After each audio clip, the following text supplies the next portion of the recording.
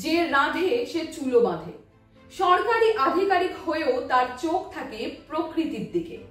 সেই অনুপম প্রাকৃতিক সৌন্দর্য ধরা পড়ে নিজস্ব ক্যামেরার লেন্সে। সেই লেন্সবন্দি ফটো দেশ বিদেশে স্বীকৃতি পায়।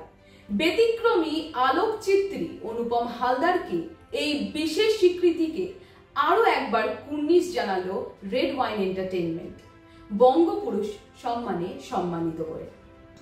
মঞ্চে আমন্ত্রণ জানাচ্ছি এমিনেন্ট ফটো আর্টিস্ট অনুপম হালদার। একটা জোরে করতালি হয়ে যাক।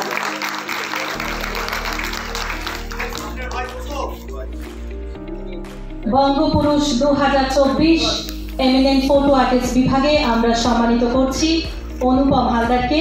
আমরা প্রথমে তাকে পাগড়ি পরিয়ে সম্মানিত করব। অ্যাক্ট্রেস তনুকা চ্যাটার্জি এবং বিজনেস এন্টারপ্রেনার তনুজা চৌধুরী তাকে সম্মানিত করছেন। এরপর আমি বঙ্গপুরুষ সম্মান 2024 অ্যাওয়ার্ডটি তার হাতে তুলে দেওয়া হচ্ছে। একটু করতালি চেয়ে নেবে এবং টবিনের পক্ষ থেকে একটি ছোট্ট কেক ছাড়ব।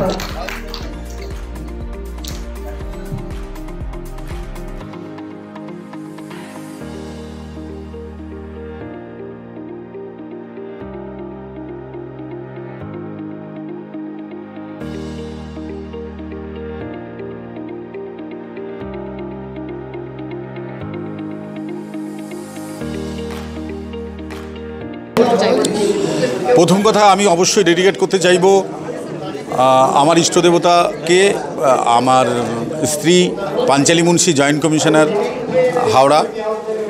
কারণ তার অনন্য সাপোর্ট আমার পেছনে না থাকলে আমি ক্যামেরা নিয়ে হট করে বেরিয়ে যেতে পারতাম না।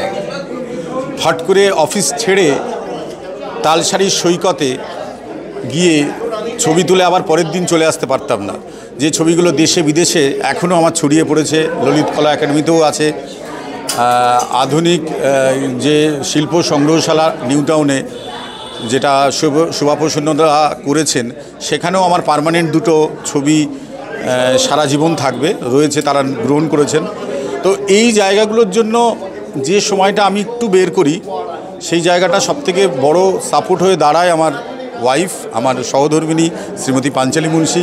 অবশ্যই বাবা মা এবং আমার ঠাকুরদা, তার প্রতি তো এই ডেডিকেশনটা আমার থাকবেই। এই পুরস্কারটা, আমার ঠাকুরদা একজন স্বাধীনতা সংগ্রামী ছিলেন, তো তিনি তার আত্মজীবনীতে আমি দেখেছি নিঃস্বার্থভাবে কীভাবে কাজ করতে হয়। 18 বছর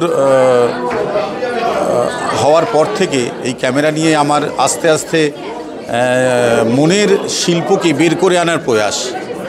সেই মনের শিল্প, আপনাদের মনের অনুভূতিকে যদি আমি বের করে আনতে পারি তবেই আমার সার্থকতা।